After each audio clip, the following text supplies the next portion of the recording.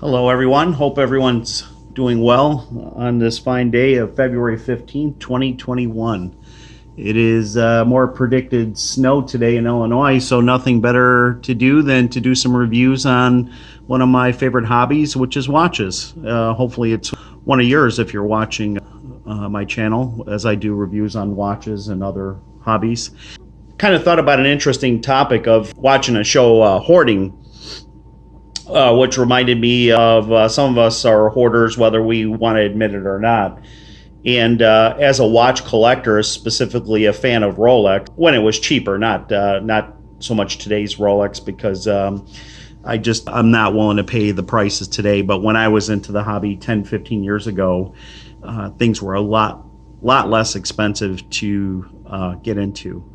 And but along with collecting watches, I also collected other things. Parts was a big other thing I like to collect. And what you see in front of you is a bunch of parts I've collected over the last 15 years, 12 to 15 years.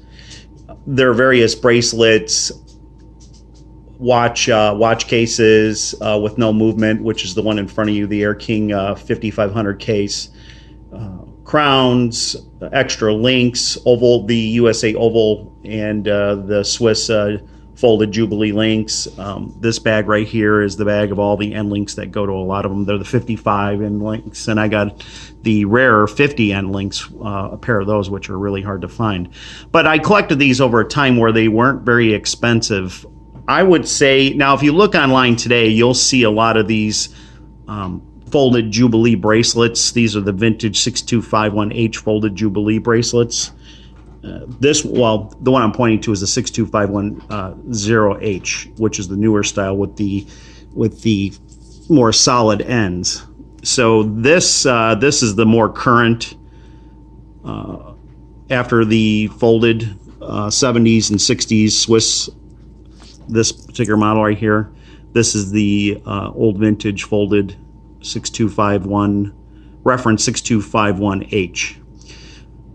These, I'd say when I started collecting these separately about 15 years ago, these were about $100, $125 in decent shape.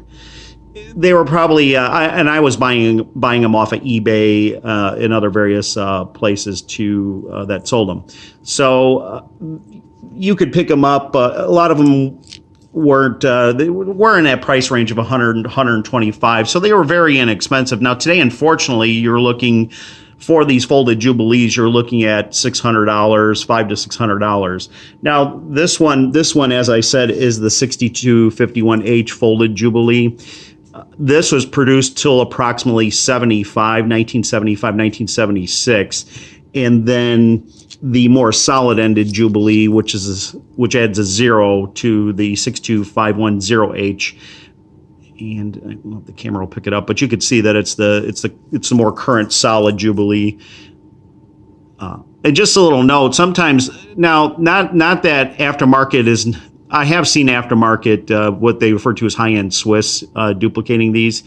But if you look at the ends, a genuine solid 62510H with genuine links will have the ends. You'll be able to see these screw ends on the opposite side, as you can kind of clearly see. There's the screw side.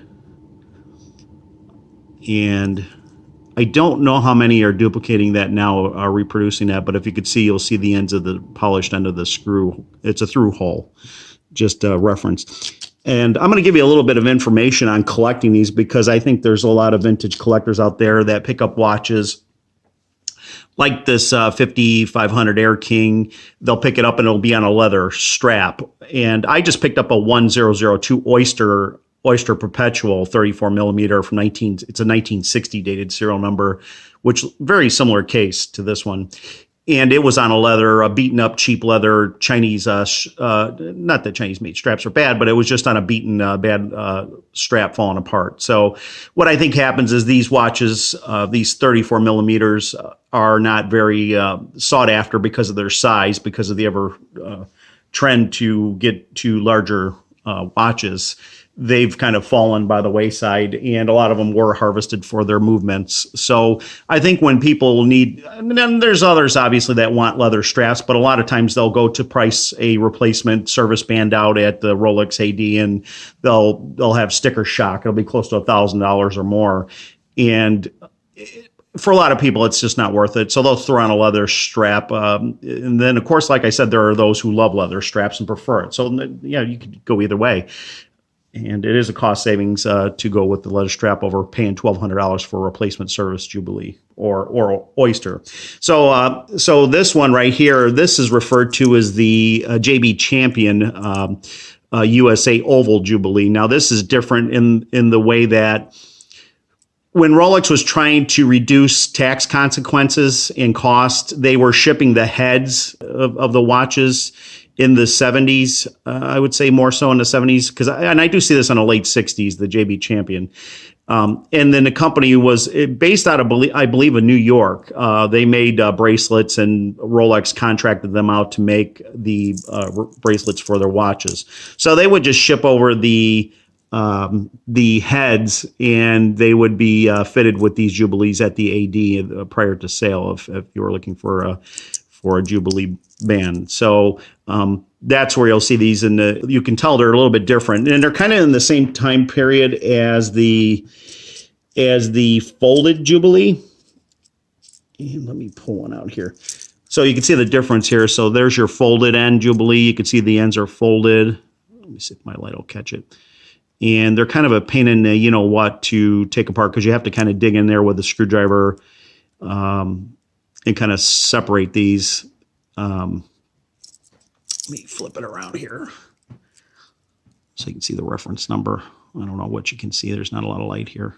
It's snowy white outside. I'm getting some reflection. That's helping, but my kitchen's always dimly lit. That's your folded, and that's a 6251H. As far as I know, the USA JB Champion, I've never seen a reference number on it, but you can tell because the ends are more of an oval.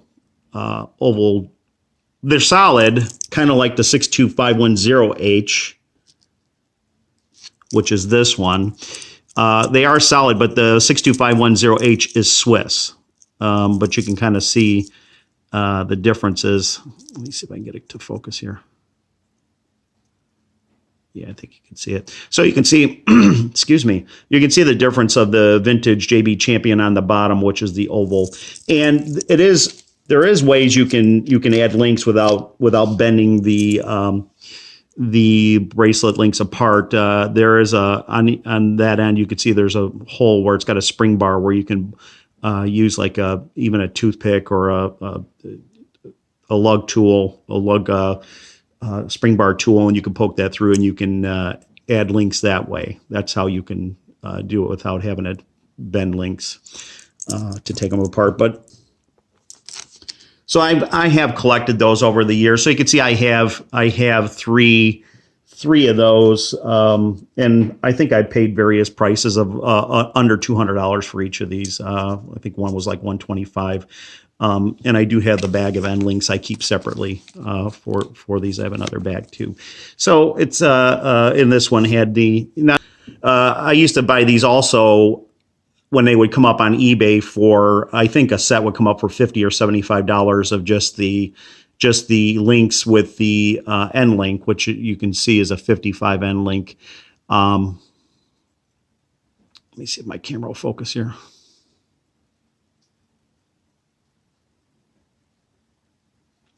And as I said in another video I did, there's two styles of end links. There's the 55 end links. There's this one with the 4 slots, and that's predates 65 and prior, 1965 and prior. After 65, they made the same 55s, but there's only just 2 slots, which you'll just see for the 2 cutouts for the spring bar. But this has more of a fixed bar in there as opposed to the newer style 55 that ran till, I want to say 1975, and then they replaced those with the 555s end links. So, yep, I collected those. And one note for anybody shopping for vintage bands to fit their watch, if they're collecting and they got it with the wrong band or a leather band, is This the 6251H and the JB Champion are made to fit both 19 and 20 millimeter. There is no 20 millimeter and 19 millimeter separate band. However, the newer style did make that change where the 62510H was for 20 millimeter, and if you took a mic or calipers to this, you'll see that this is 20 millimeters at the end. So it does fit perfectly for the lugs. And there's a different model, and I forget, it escapes me, of the 62510H. That's 19 millimeter. It's got a different reference number.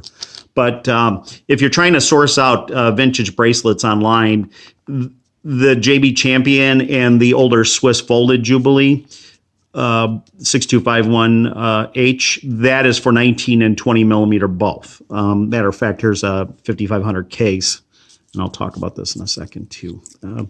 But if you can see, the lug width is and it's going to fit perfectly for a 19 millimeter. It's going to look a little bit small for 20, but that's just how they did it with this Jubilee. They kind of was a one size fits both. So just for a reference, if you're shopping for them. I also collect crown tubes when they pop up. I don't have many, but here's 5.3 millimeters.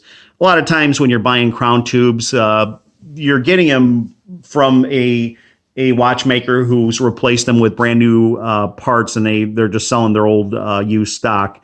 And hopefully the ones you buy, you got to make sure that they have some turns left on them and the threads are not stripped out or it's not damaged, because these do wear. But the crown is still legible on both of these. So I think I picked these up for like $20 each. Just recently too, which was, and I checked the crowns and the action for winding, and it does work. It was probably replaced just as part of a service because there's a gasket there, and before I reuse it, I will replace that O-ring gasket for water tightness. But and then there's some oval links that I bought separately. Now things are getting very pricey. I just picked these up just maybe about 3 weeks ago, and I paid $50 for this whole pack. Now, 15 years ago, I would have picked it up for $20 or less than that even. So you can see prices are with Rolex parts, vintage and used parts, are just always on the rise, just like the watches themselves. So, this case right here, it was a 1980 serial number Air King 5500 case. This is what I've talked about, is that a lot of these, this had a 1520 caliber Rolex movement. What you would see is them pop up on eBay from time to time, just with the case. I have the hands with it also. The case, the dial, everything, except maybe you won't see the bracelet because they'll take and use that bracelet or sell it somewhere else.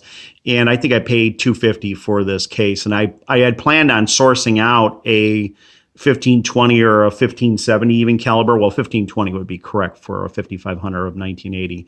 And as you can see, this is the one with the no writing on the bottom, which I believe a lot of these were slated for, or may have been slated for, like the Domino's Pizza logo and the company logo promotional watches that you would see from that time period that Rolex did. You'd see a lot of them with Domino's and IBM or other company brand names. So they would leave that precision wording out so they can do the printing there, I believe. And then obviously you probably see them in production after, because they probably had them in stock and they just decided to install them without the any printing and sell them to the public. It's just regular watches without the precision writing on the bottom. So, I paid $250. Bought this in Canada. It's a genuine case back. But the problem is that, and this is what eventually the reality settled in for this. While this was inexpensive, and I was never a huge fan of 34 millimeter, but recently I got more interested in it, just as maybe collecting one, and that's where I bought the Oyster Perpetual Complete. But this one, I was going to source out a 1520 caliber movement, but unfortunately, these days the movement is just, if somebody pulls the movement out and sells it separately, you're looking at $2,200, $2,300, which you can find a complete Air King from this period probably for a few $100s more on a leather band. And as you can tell, I've already used one of my hands. I actually had another one that I pulled from my Oyster my 1960 Oyster Perpetual I threw on there was a 6251H. So this one is the really, really pricey one. You're looking at $1,000 used, and even in semi-rough condition. This is the 93 150. So this would be the 90 Submariner Oyster band, and this is the older one without the locking diver's extension. So it locks, but it's still, the back end kind of flip flops around, unlike the 92 350, I believe it is. I'll have to double check on that. 92 150 or 92 350. I'll have to verify, but that's the one that replaced it, which had solid end links, and that came around 2003, and it ran till about 2010 or 11 on the Submariner 16610. Now this would be even on the 14060M and 14060. This was the bracelet that was on it. They still stuck with this 93 150, which the end links. What is the reference number for the end links here? 501Bs. So you're looking, if you find one of these on eBay, and if you're lucky to find one long enough, because I have an 8-inch wrist, so I always have to add a link. And if you're not, you're going to throw in another $50, $60 for that per link. You're looking at $1,000 or close to it to get one of these. So, years ago you could get it for much less, half that, quarter that. But, like I said, along with Rolex vintage watches increasing prices, and 90s models even, which I don't call vintage, I call them semi-vintage. You're looking to the prices are ever increasing. So just like that, watch parts, if anybody's got them, you're going to pay a premium. So just wanted to give you some information on this. Like I said, if you're in the market if you bought a 34 millimeter, or even let's say you bought a GMT Master 1675 and you want to fit an Oyster, let's say it's a mid 70s to 60s, and you want to put the Jubilee on it. This 16251H is the, I'm sorry, I'm pointing to the wrong one. This, and they all look the same, but from the side profile, you can tell the differences from the links. These two will go on this 1675. You can use the 55N links. I don't think that's technically correct, but I see a lot of people doing it, and they do kind of rotate and don't fit very well. 50 is the correct end links for the vintage folded Jubilee. If you can find them, they are very rare. In a matter of fact, I came across just recently. I thought I had all my research in line with what was out there. There appears to be 250 style end links, and the ones I have are for I believe go to the JB Champion Jubilee band, and then there's a Swiss 50. I got them wrapped up now, but there are two styles, and the one that goes for the Swiss is very rare. I very rarely see it. Now, past 1975, 1976, where they switched to the 62510H Jubilee, those would be 550 would replace the 55 end links, and you would see those on the GMT, and they are a perfect fit. So, and also one note here on it's kind of hard when you look behind the camera. One note on this one is that if you're sourcing out, and I can tell people who have fitted just any random Jubilee they come across, there are two styles of the 62510H more modern Jubilee bracelet. This is more for a date just. The ones that you'll see for the GMT Master will have the stamping number here. And hold on one second. I'm going to pause it. And I'm going to go get that watch, and I'm going to go show you. So here's the 62510H, and here is the stamping right here. You'll see this number stamped, and that is specifically for, and I don't know if the camera light will catch it. I don't know if you can see it. I'm looking behind the camera here. There's not a lot of light, like I said. And I'll read that off to you. And it says number 50 on it. So that is specifically that Jubilee for the GMT Master, which is kind of a pain in the rear to source out used. Mostly what you'll come across is the standard Datejust one without the stamping on the end. But if you want to be phonetically period correct, which I tend to be, you'll wait, just sit on it and just wait for the right one to come up with the right ends. And then the newer style GMT Master, which is a 16700, this one has 502B. Now these are 502B end links, these ends, and they are for the drilled through lug case holes. The 502T has the reliefs for being able to put the spring bar in for the 2003 and up 16710 GMT Master 2, so you could get the spring bar tool in there. But yeah, don't switch them, because then you can't get them. Don't put the 501, the Bs without the relief onto a non-case hold GMT Master, because you'll have to basically break the spring bars to get them out without that relief, because with these, obviously, you just poke the through the ends of the case. So just some clarification when shopping for parts is, unfortunately with these watches, vintage watches, a lot of parts have been changed. The bracelets get worn, other ones, aftermarkets, get tossed on or something, and then you have to make a decision whether or not you want to even buy a vintage piece with an aftermarket or a leather band. Because sourcing these out can be pricey proposition these days. So just want to give you a bit of information for collectors. I tend to lean more towards the vintage side of Rolex collecting, not the newer style side.